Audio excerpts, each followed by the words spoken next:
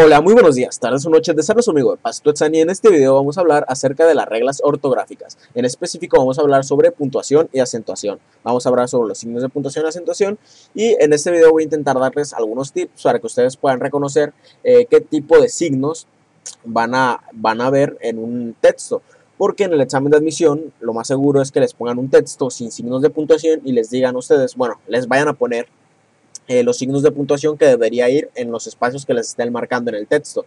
Y dependiendo de esos espacios, pues ustedes van a leer el texto y van a decir, no, pues aquí va un punto, aquí va una coma, aquí va punto y seguido, aquí va un signo de interrogación, lo que ustedes quieran. Y les voy a intentar dar unos ejemplos para que ustedes identifiquen qué signos deben ir en cada parte, ¿verdad? Pero voy a necesitar que ustedes también memoricen todas las reglas porque son muy importantes y así se les va a facilitar más identificar los signos de puntuación que deben ir después de cada cosa o antes de cada cosa, vaya.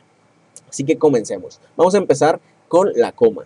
La coma se va a utilizar para separar las partes de una enumeración con términos semejantes. Por ejemplo, en el zoológico vimos elefantes, leones, tigres, jirafas. Son términos semejantes, todos son animales. O por ejemplo, fui al mercado y compré manzanas, peras, fresas, uvas, pues son frutas, ¿no? Se pueden utilizar.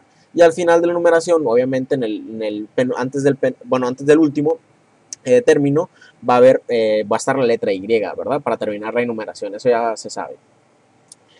También se va a utilizar cuando se cambia el orden de las partes de una oración. Si me dice la verdad, te compraré el caramelo. En pocas palabras va a ser para una condicional. Se va a anteponer de la coma una condicional. En este caso esta va a ser la oración que está condicionando y esta va a ser, el resultado, ¿no? ¿Verdad? A lo que se quiere llegar con la condicional. Si me dices la verdad, te voy a comprar un caramelo. También se utiliza para dar explicaciones. Por ejemplo, Cervantes, quien es un gran escritor español, vivió en Valladolid, ¿verdad? Ese es un ejemplo. También lo podemos utilizar, bueno, otro ejemplo para dar explicaciones sería, llegó Luis, el novio de Mónica, y nos invitó a cenar a todos. O sea, llegó Luis, coma, el novio de Mónica, la explicación, coma, y nos invitó a cenar a todos. Bueno, también vamos a utilizar la coma para indicar la omisión de un verbo. Por ejemplo, Juan Manuel ha comprado la casa. Marta, los muebles. Esto quiere decir que el verbo ha comprado se ha omitido aquí y se va a utilizar en la siguiente, en la siguiente oración. Y para omitirlo, pues se pone punto y coma.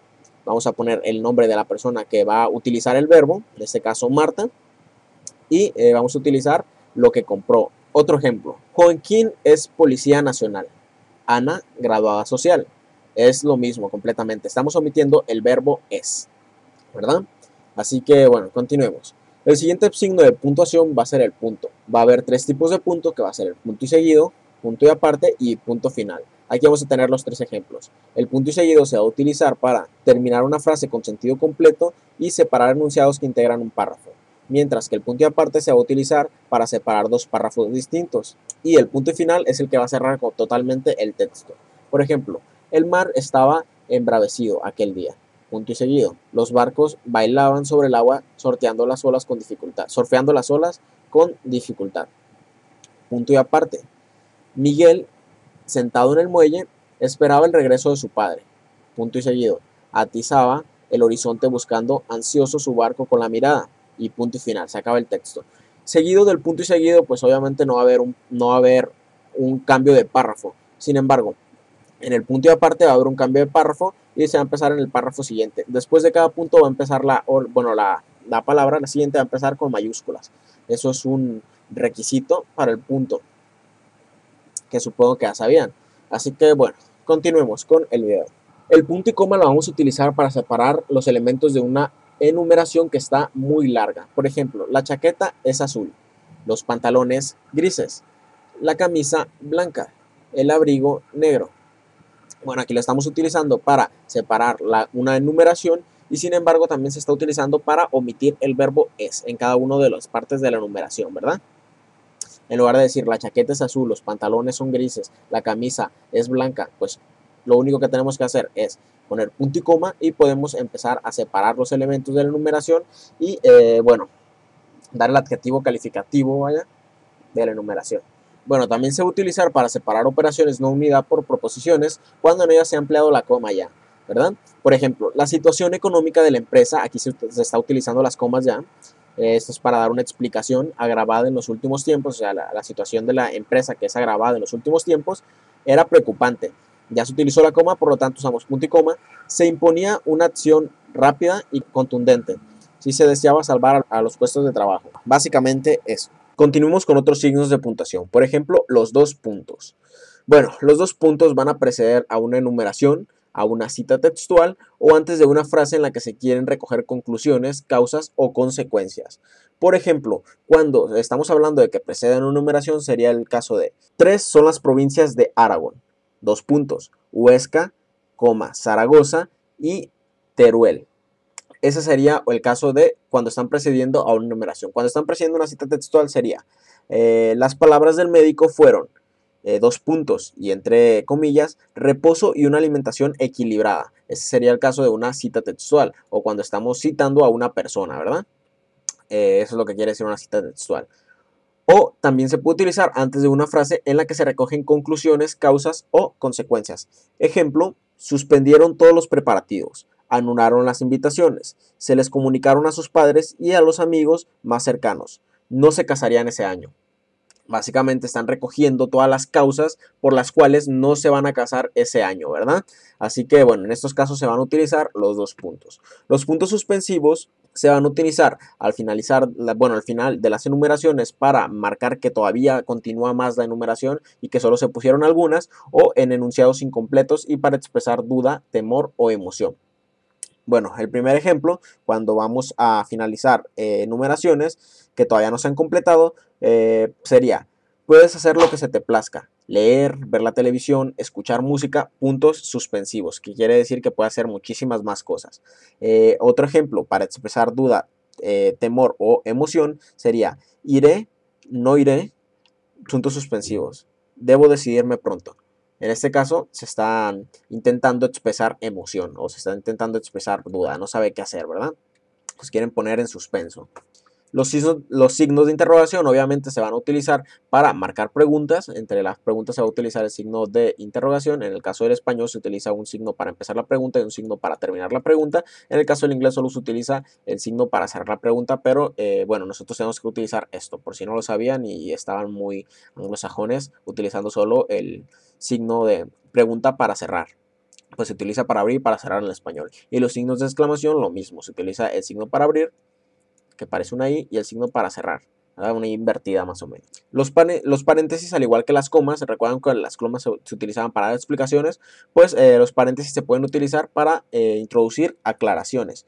Por ejemplo, el abuelo de Alberto, entre paréntesis, en su juventud fue un brillante cirujano.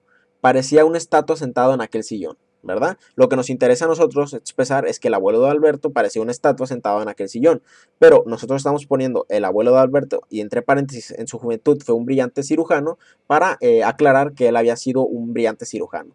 También se puede utilizar de esta manera: en el año de su nacimiento, y entre paréntesis ponemos 1616, es el mismo en el que murió Cervantes. Así de fácil. También estamos incluyendo una aclaración, estamos aclarando cuál fue el año de nacimiento, pero lo que a nosotros nos interesa decir es que el año en el que nació fue el mismo en el que murió Cervantes, ¿verdad? Ahora, continuemos. Bueno, el guión se va a utilizar cuando es necesario hacer divisiones dentro de una palabra o para unir dos números. Por ejemplo, luso-japonés, teórico-práctico, ¿verdad? Estamos uniendo dos palabras como del mismo tipo, como por ejemplo teórico práctico. Y las comillas se van a utilizar para reproducir las citas textuales. Los dos puntos también se pueden utilizar para eso, pero los dos puntos van a preceder a la cita textual, que la cita textual en sí va a ser entre paréntesis. Las citas textuales, si mal no recuerdo, deben ser más o menos como 250 o 50 palabras, algo así. Eran 50 palabras para las citas textuales muy cortas, pero se van a utilizar entre paréntesis. Por ejemplo, tu mamá dijo que tenías que tender la ropa y tú estás citando a tu mamá. Mi mamá dijo que, y aquí, tenía que tender la ropa. Bueno, ahora hablemos de los acentos. Va a haber tres tipos de acentos: el acento prosódico, el acento ortográfico, o como viene en el examen de admisión, el acento gráfico, y el acento diacrítico. Y cada uno de estos se va a utilizar de diferente manera. Bueno, antes de empezar a explicar cada uno de los acentos, quiero que sepan lo que es una sílaba tónica. La sílaba tónica va a ser la sílaba de una palabra en la cual va a recaer mayor fuerza al pronunciarla, o va a ser donde va a estar el acento ortográfico. Así de fácil. Por ejemplo, si nos dicen cuál es la sílaba tónica de la palabra balón, pues la sílaba tónica de la palabra balón va a ser donde está el acento, en este caso lon. ¿Cuál va a ser la sílaba tónica de la palabra pared? Va a ser donde recaiga donde recae mayor fuerza en la pronunciación. Por ejemplo, pared. En este caso, pared, la sílaba red va a ser la que donde va a estar recayendo la sílaba tónica. El acento prosódico va a ser prosódico porque no se acentúa. Básicamente, la sílaba tónica está ahí, el acento prosódico está ahí, pero el acento gráfico o el acento que vamos a escribir arribita de la vocal no se va a poner, ¿verdad? Este va a ser el acento prosódico y al contrario, el acento gráfico va a ser el que sí se va a acentuar, ¿verdad? Bueno, ahí tenemos el acento gráfico arriba de la O y esto se va a deber, bueno, si es un acento prosódico, un acento ortográfico, se va a deber a las reglas que van a estar en las palabras agudas, graves, esdrújulas y sobreesdrújulas. Ahora las vamos a explicar, porque dependiendo del tipo de palabra vamos a ver si vamos a acentuar la palabra o no. Y el acento diacrítico va a estar para diferenciar dos palabras iguales. O sea, estas palabras se van a escribir igual, pero tienen diferente significado. Ejemplo, el sí, este sí va a ser para una condicional. Por ejemplo, si tú vas, yo voy. En este caso no se va a acentuar. Y el sí como pronombre personal sí se va a acentuar. Por ejemplo, lo guardó para sí mismo. Él solo piensa en sí mismo. Ahí sí se va a acentuar. Así de fácil es esto. Y vamos a pasar con lo que serían las palabras agudas, graves, esdrújulas y sobreesdrújulas. Esto es bastante sencillo, parece difícil, pero es muy sencillo lo que tienen que memorizar. Las palabras agudas se van a acentuar en la última sílaba. O sea, las que tengan la sílaba tónica en la última sílaba van a ser agudas. Las que tengan la sílaba tónica en la penúltima sílaba van a ser graves. Las palabras que tengan la sílaba en la antepenúltima sílaba van a ser esdrújulas y las que las tengan antes de la antepenúltima sílaba van a ser sobreesdrújulas. Como pueden ver, esto es bastante sencillo y hasta ahí todo bien. Solo tenemos que ubicar la sílaba tónica y vamos a saber si son palabras graves, agudas, esdrújulas o sobreesdrújulas. Y ahora, las palabras agudas llevan tildes y terminan en vocal. O sea, van a terminar en vocal o NS. O sea, NS vocal se van a acentuar las palabras agudas. Cuando las palabras graves no terminan en NS o vocal, se van a acentuar. Lo contrario a lo que es las palabras agudas. Y las sobreesdrújulas se van a acentuar siempre. También las esdrújulas, esdrújulas y sobreesdrújulas siempre se acentúan. Como pueden ver, lo único que tienen que recordar es la posición de la sílaba para saber si son palabras agudas, graves, esdrújulas o sobreesdrújulas. Y ya después tienen que recordar que las palabras agudas, si terminan en N o C vocal, se van a acentuar. Y las palabras graves, si no terminan en NS vocal, se van a acentuar. Todo lo contrario a las graves. Y como pueden ver, este es un tema bastante sencillito. Lo explicamos lo más fácil que se pudo. Van a tener el tema totalmente explicado en la página Pasa Tu Examen. Les dejo el link en la descripción y nos vemos en el próximo video. Adiós. Muy bien, ahora tienen los conocimientos, solo falta reforzarlos. Recuerda que puedes visitar Pasa Tu Examen, donde encontrarás los temas para tu examen de una manera muy fácil e intuitiva, así como ejercicios para que tú puedas practicar y ser el mejor en tu examen de admisión. ¿Qué esperas para visitarlo?